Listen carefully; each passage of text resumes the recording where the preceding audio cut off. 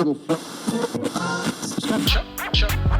in progress. Staring at a page that's blinding white. Trying to figure out what to write. It's a show in progress, a beautiful mess. Fueled by a microphone and pure distress. I'm the king of cringe. I'm the love machine. So listen to our podcast And don't be mean. Bing! Hello and welcome to Show in Progress, the podcast where we brainstorm our next hit show. I'm Jeremy Moses. And I'm Jimmy Bilenko. Welcome to the third episode. I can't believe we've actually gotten 3 now. It's wild. Yeah, we've done it. We're officially podcasters. Or we will be once we upload. We've climbed the mountain. Yep. The podcast mountain. Now the next step is actually getting an audience. Yeah, which will never happen. I reckon we'll be surprised because people will like our chemistry. People like us. We're likable. Yeah, well, I am. Fuck you.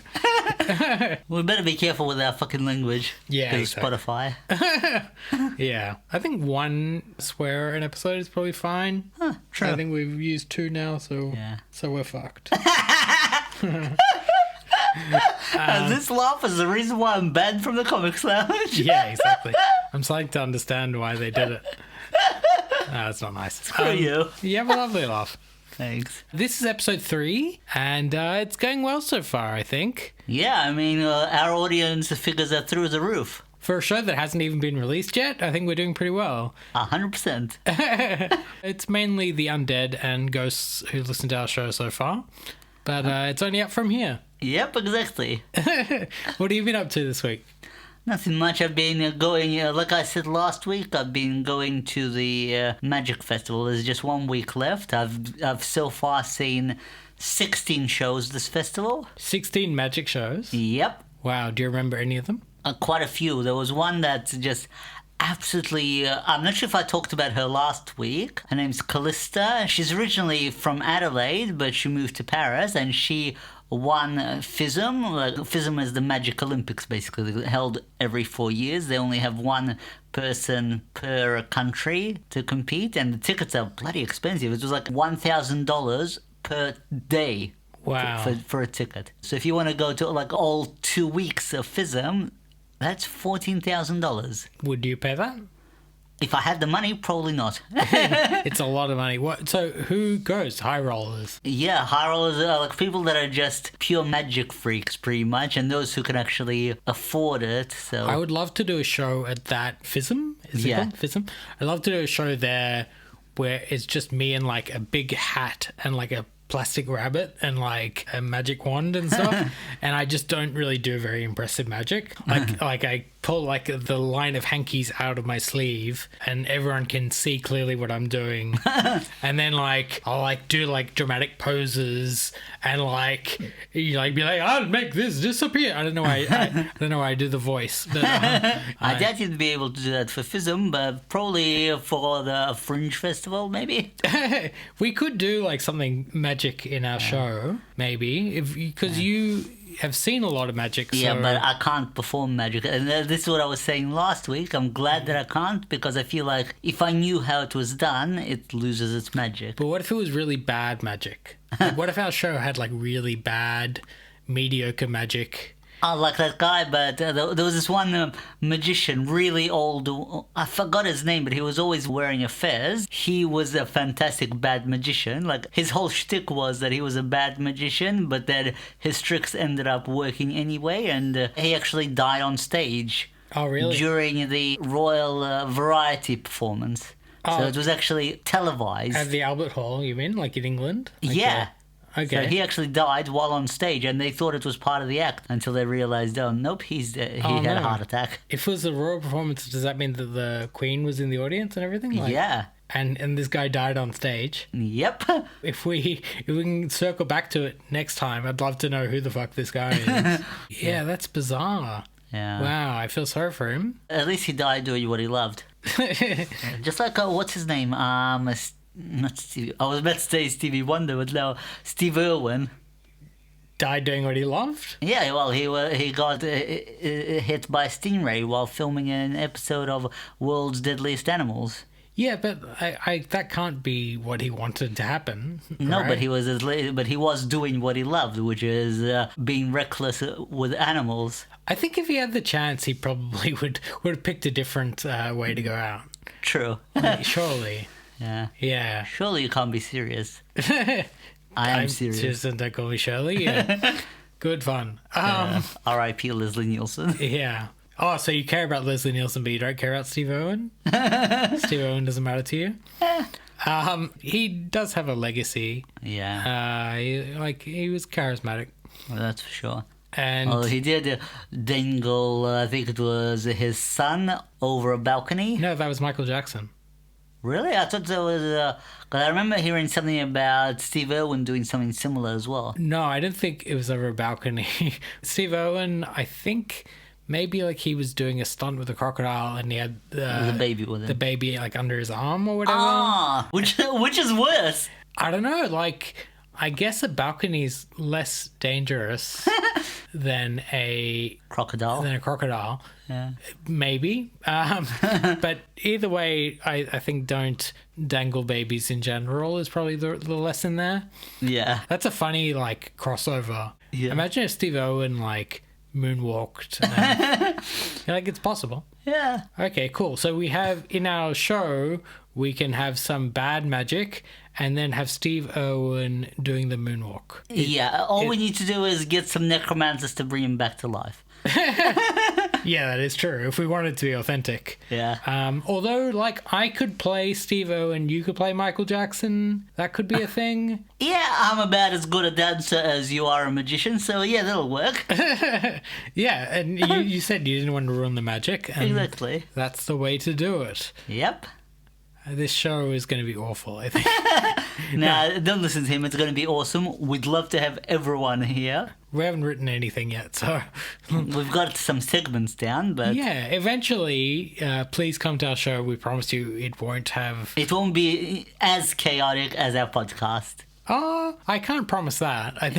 True. I think we are pretty chaotic people. Oh, yeah, true. Yeah, so you've been having fun at the Magic Festival? Definitely. Even my mum came along to see some magic. She finally understands what I love about going to the Magic Festival all the time. That's cool. Yeah, I feel like the people who go to magic shows, it's an untapped resource for comedians. We could get them to come to our show for sure. Actually, funnily enough, there is a bit of a crossover because just yesterday I was watching a magic show and the people that were sitting next to me were like, "Oh, hey, I remember you. You were opening up at a comedy show a couple of years back." Oh, they remembered you. Yeah. There's crossover for sure. Yeah. And a lot of magicians are funny people That's as well. for sure. Like LJ, if you ever see Liam Jumpert, LJ the Magician, he's got a show that he does called Abracadickhead, and I'm pretty sure that'll be winning the best show of the festival, like he's won the past couple of years. I have heard of Abracadickhead, actually. Yeah.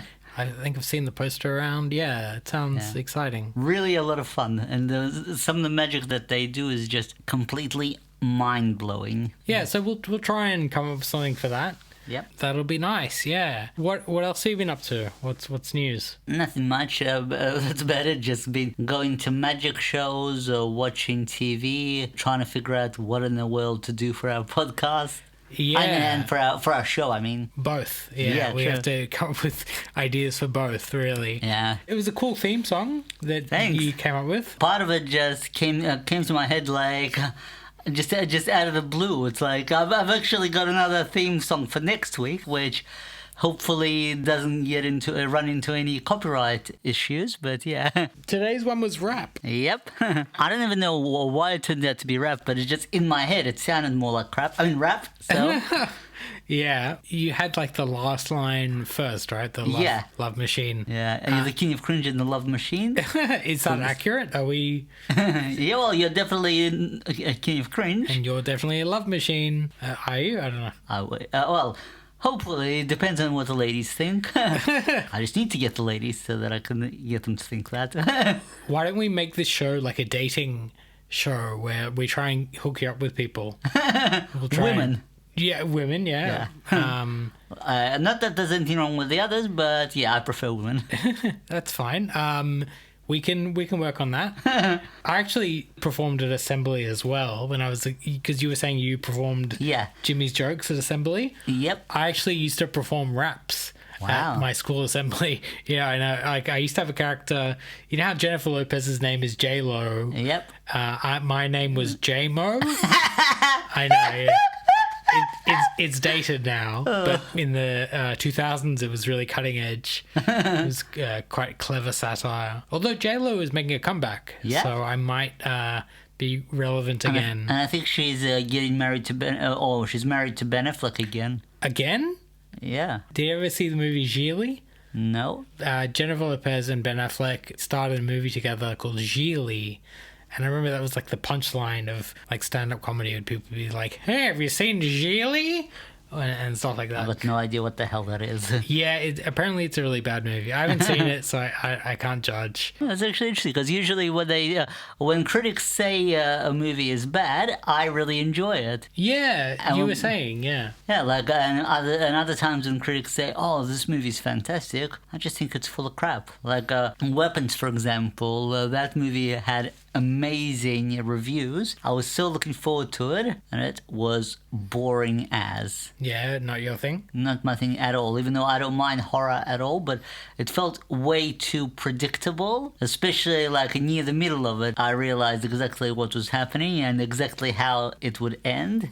And even though like some shows or some movies, even if you know how it's going to end, the journey is what matters. This particular one, the journey meant nothing because it was just way too predictable and just way too boring. Yeah, I saw Backrooms. I've been wanting to see that, actually. Yeah, people said it's really good. It's like, it's got a cool aesthetic. The guy finds like a world at the bottom of his furniture shop. At the bottom? I thought it was at the back. Like, yeah, like it's back rooms, not bottom rooms. Yeah, Bottom Rooms is a different movie. Yeah, by the proctologists.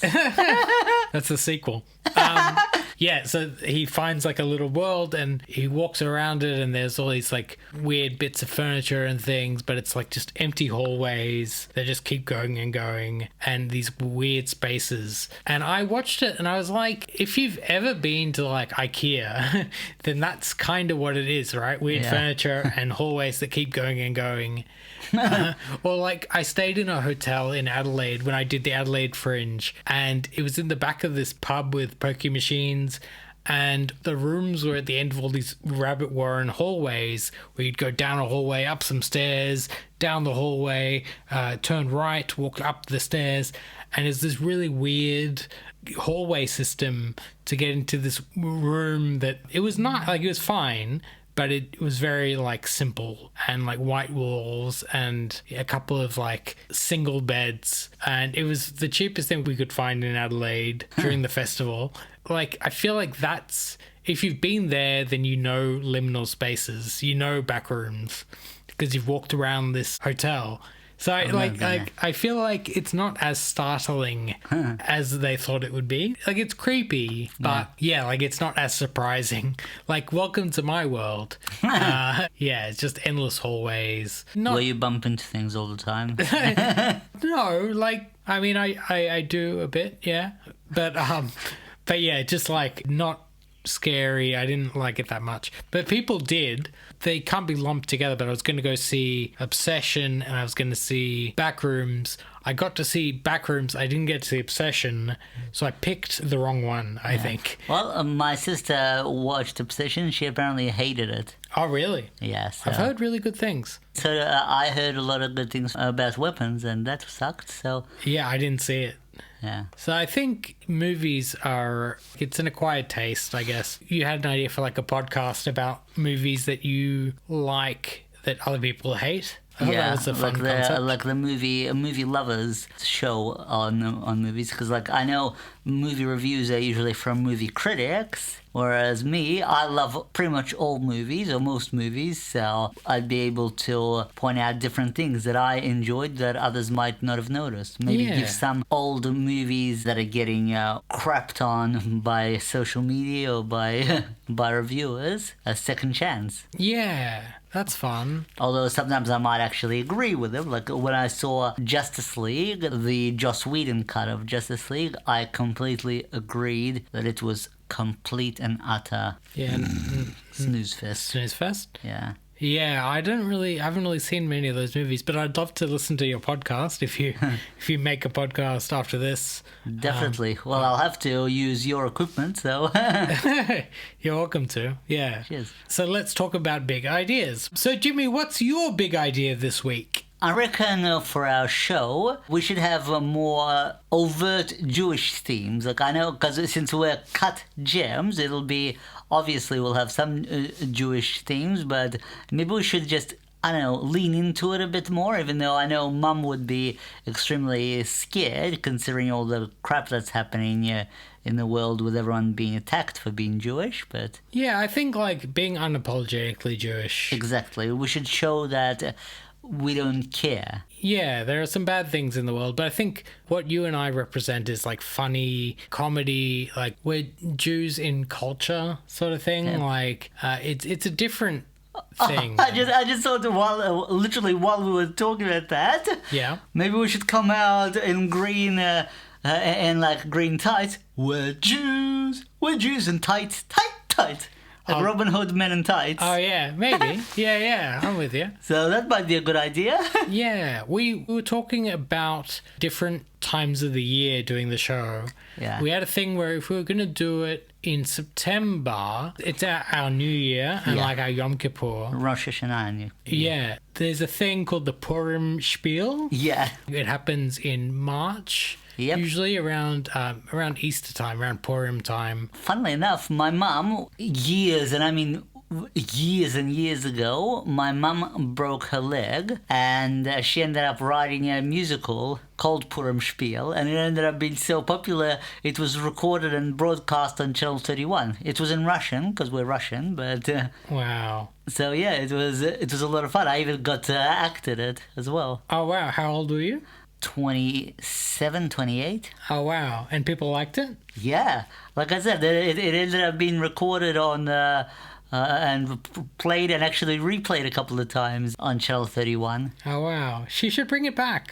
I feel like we were talking about maybe reviving it at some point. Like, oh yeah, because you've probably got all the old scripts. Yeah, but it's in Russian, so I'm going to have to translate it all into English. Yeah, I think that's something. Instead of it being a Purim spiel, if we're doing it in September, maybe it would be like a Yom Kippur spiel. Which I think Rosh Hashanah spiel? Yeah, Rosh Hashanah spiel. Something like that, yeah, because those are times of the year that aren't represented by spiels, right? Yeah, true. So that's something. I've always felt very culturally Jewish. My sense of humor is very Jewish. I don't apologize for being Jewish. And I don't think that... we should. I don't think we should be lumped into one category. Like, we're not a monolith. Many different Jews have different opinions. Exactly. Like, we shouldn't lump Jewish people, like... as one, but also it goes the same for all the other religions. Like, I know, me personally, I've got friends that are Muslim, I've got friends that are Christian, I've got friends that are gay, straight. Like, to me, it doesn't really matter at all. Yeah. I just feel like the world should be like that. Yeah, exactly. And I think comedy is a good unifier. It brings people together. Exactly. Yeah, I think we're on the right track. I think also there's an untapped resource in Melbourne of, Jews who don't want to leave this side of the Yarra River to go, like, to North Melbourne to see a comedy show. They probably won't do it. Yeah. But if we bring it to them... with or without bulletproof vests? Like, I think if we stay in, like, this side of town, this side of the Yarra River, I think there's an audience here that would come to see us. Hopefully. Without guns. Yeah, exactly, yeah. It's horrible that, like, we have to worry about that stuff. But, it'll be fine. Yeah. I think bringing laughter to the world is a beautiful thing.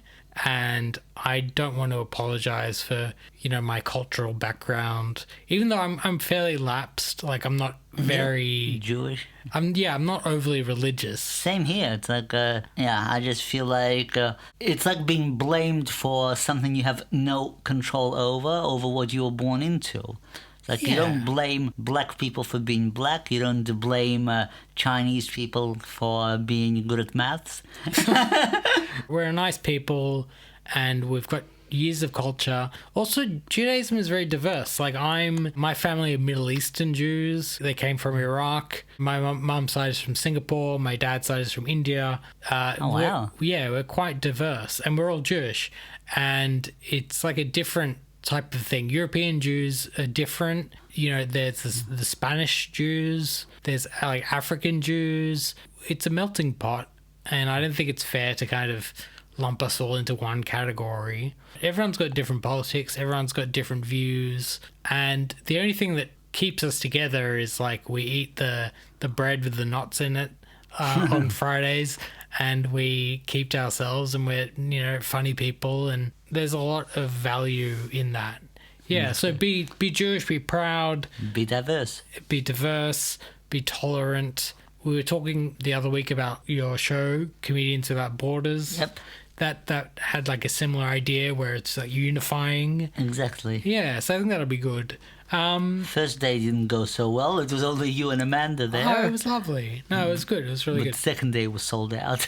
Yeah, you did really well. Yeah, we should be ourselves. We should represent. I think a big part of that is our culture. And even just naturally, like our roots are embedded in our comedy, in our jokes, in our storytelling. Exactly. So we can't not be ourselves, right? Exactly. The trick is to be ourselves and not be scared to be ourselves and not be scared to show ourselves, while also maybe wearing a bulletproof vest. I did my first Fringe at the Classic Cinemas. Mm-hmm.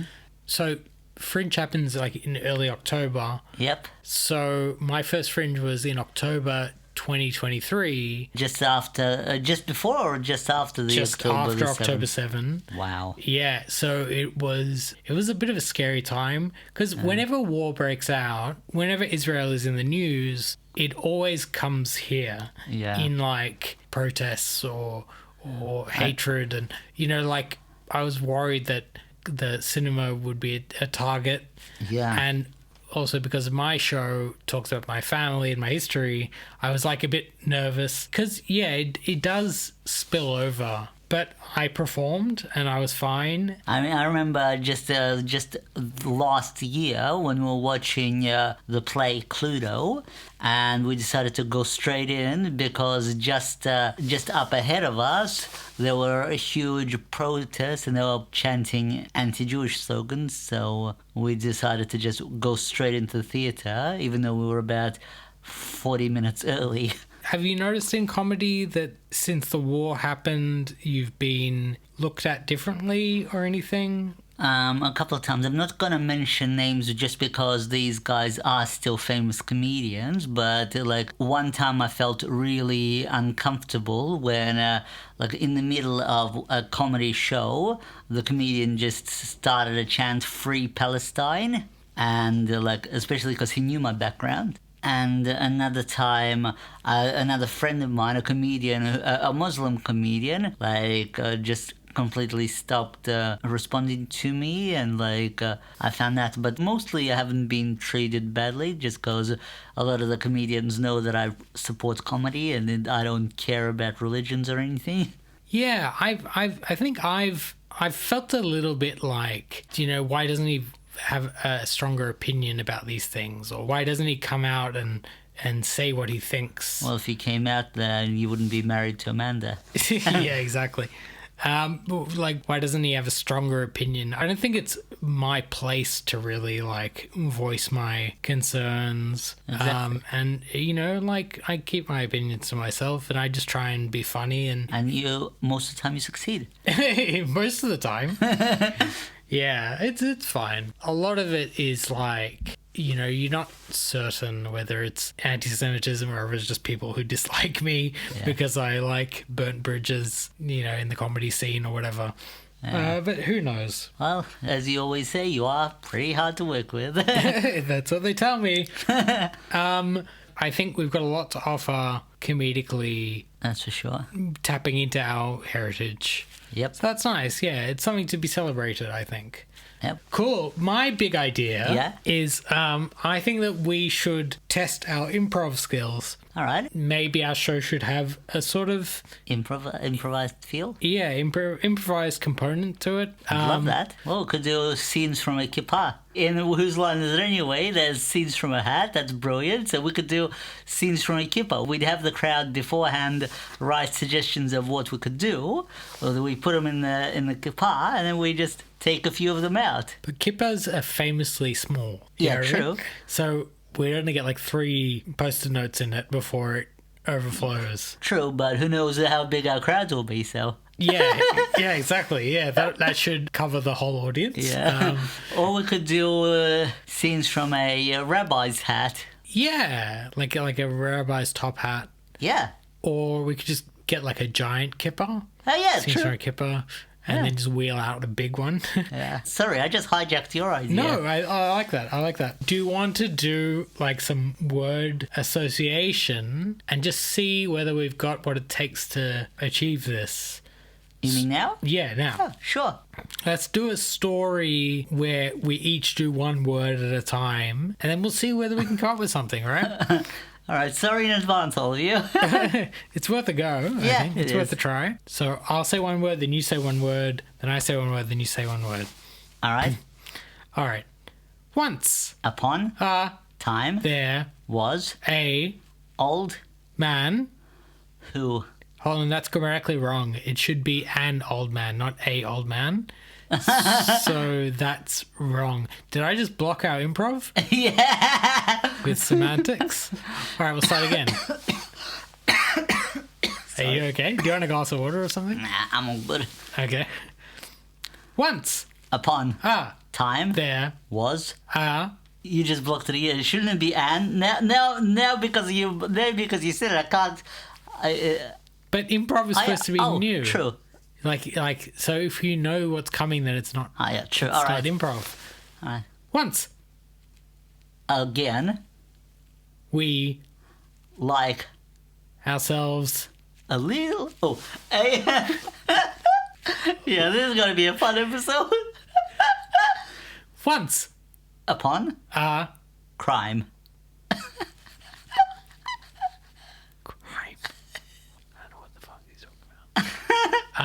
Once again we find ourselves very hungry because we forgot to have lunch. This is a problem every time we meet up because there's no food in your house since that wife ate everything. Are you talking about my wife? Hey, improv. Don't insult my family. My wife did not eat all the food. I ate all the... did I block it again? Yeah. Let's, okay. No, I'm with you. Every day I shuffle my cards until I can't feel my fingers anymore. Speaking of magic, I want to try some new maneuvers and find if I enjoy some wanking. Yeah, this is harder than I thought. trying the wanking maneuvers is hard. I find that sometimes. Yeah. No, Because that's in winter the hands are too cold and That's why I wear gloves.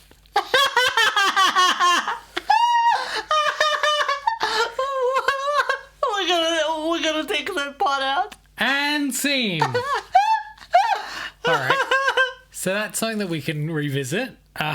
We'll try that again. We'll see if we get to a better place where we can do that. Hopefully by the time our show comes around, we can succeed at improv. Yeah, although I think we bit off a little more than we could chew with the one line. That's like for complete professionals.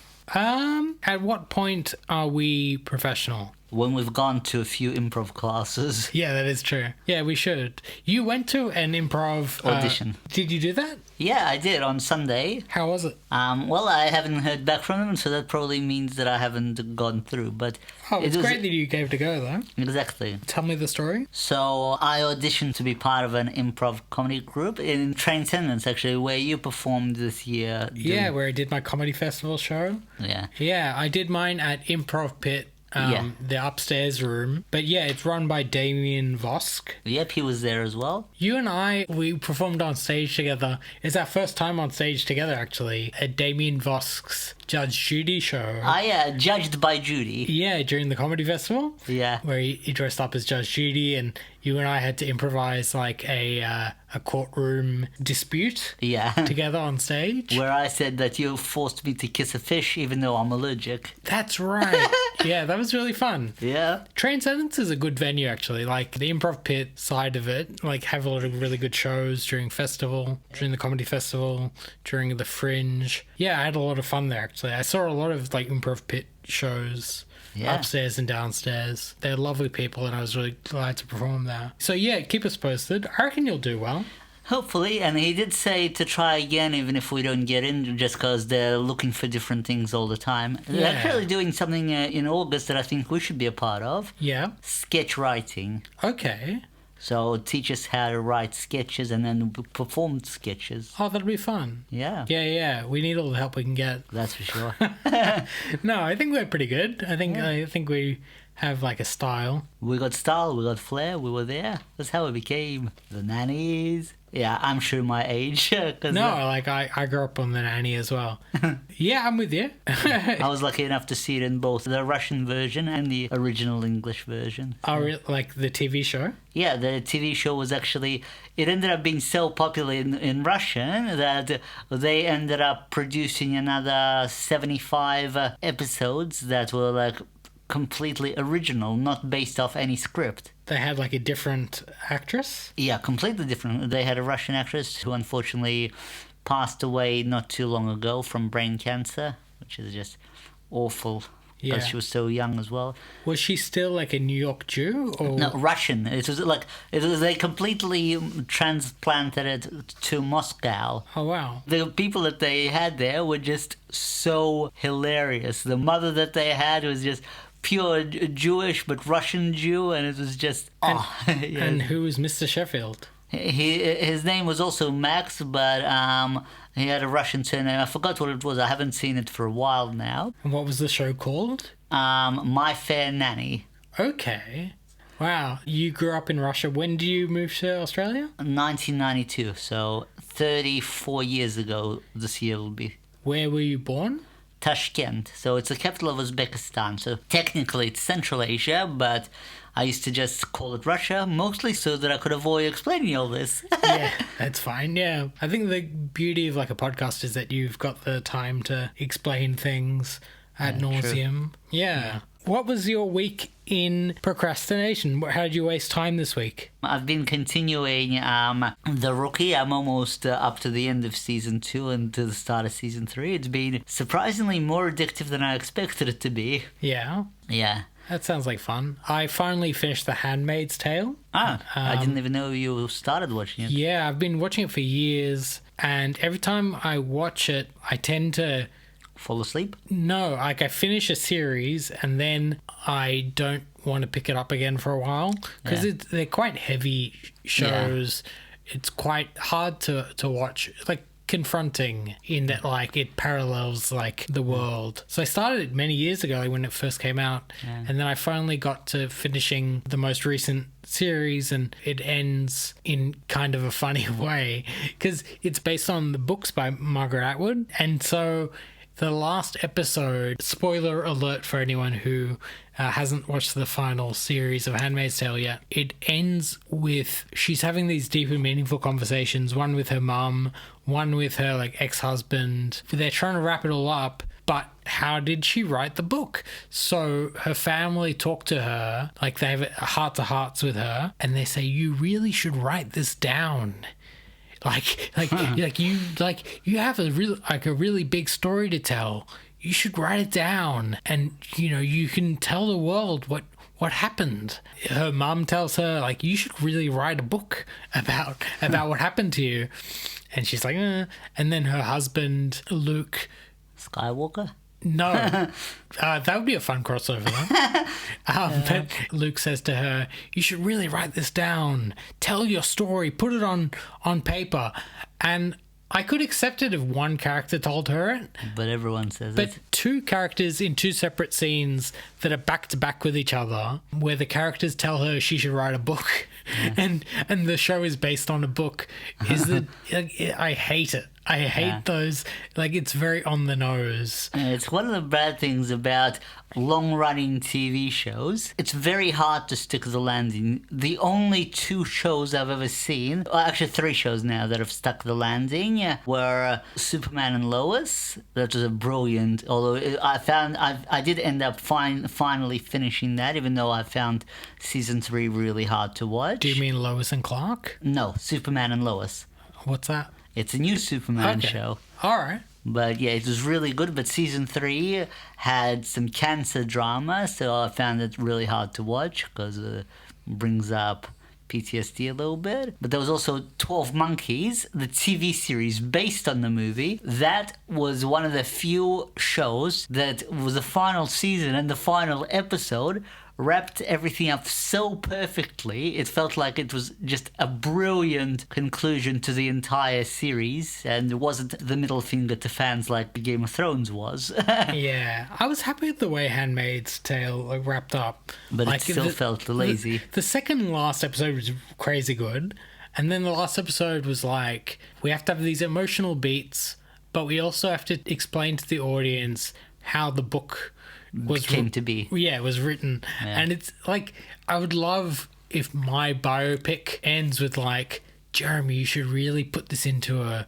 movie about your own life. And you'll go, all right, sure, let's go. Yeah, exactly. Yeah. And then I start filming my biopic inside the biopic. Yeah. And you call up Samuel L. Jackson asking him to play you. Yeah. And then someone tells Samuel L. Jackson, you should really act in a biopic about Jeremy Moses. And then so he does. And it just keeps going and going and going. I got an endless loop of just various people performing my life story. Yeah. And seeing just how hard you are to work with. Yeah. Eventually they'll figure it out. Yeah. For sure. But I just find that way of writing is very funny to me. Yeah. Like you should really, or like you should put this into a song, like, and then that song plays over the credits of the movie or something. Yeah. It's just a bit tacky. I don't know. Yeah. So that's how I wasted my time over the last 6 years watching. So that wasn't your weekend in procrastination, it was your 6 years in procrastination. Yeah, exactly. Yeah, but it was worth it. Yeah. It was quite a good show, and I'm glad that I stuck with it. So we've covered some good ground, I think. So what's your Jimmy's joke this week? A guy goes to the bar, and he says to the barman, listen, if I can show you something that you've never seen before, can you give me a free beer? Yeah. And the barman says, look, all right, but you should be careful. You should know I've seen a lot of crazy things. I'm not one easily impressed. He says, all right, but you'll definitely be impressed with this. He takes out a little box from his pocket, opens it up. There's a miniature piano. He goes back in his pocket, takes out a little man who sits on the tiny stool and starts playing the piano, playing Mozart, playing Beethoven, absolutely beautiful. And the barman is absolutely shocked, says, wow, all right, you got it, here's your beer. Now, can you tell me how this happened? Well, there was a genie, and he gave me a single wish. In fact, I've even got the lamp here if you want to give it a try. Gives the barman a lamp. The barman rubs the lamp. Genie pops out, says, "You got one wish." Says, "Excellent, I'll wish for $1 million." All of a sudden, there was so much quacking, and there were ducks that filled up the whole bar. They were shitting all over the place. And the barman screams at the guy, "Why didn't you tell me your genie was defective?" He says, "Well, what? Did you really think I was asking for a 12-inch pianist?" So the bit is that the genie mishears him and gives him someone who plays the piano. Yeah, I'm with you. 12-inch pianist. Good times. Cool. Did you do that one at assembly? No. Fair enough. All right, cool. So that's a good episode 3, I think. Definitely. We've talked about some important things. We've added some good laughs. We've added some good suggestions for our podcast. Yeah, and we did sorry, for the show, not for the podcast. Yeah, both. Yeah. And we did a good song rap that you conceived. Yep. So I think that pretty much covers it. Yep. Cool. Episode 3 is done. That was Show in Progress with me, Jeremy Moses. And me, Jimmy Bilenko. Follow us on Instagram for show updates and videos. I'm at Variety Garage AU. And I'm at Jimmy Bilenko. Stay tuned for more episodes wherever you get your podcasts.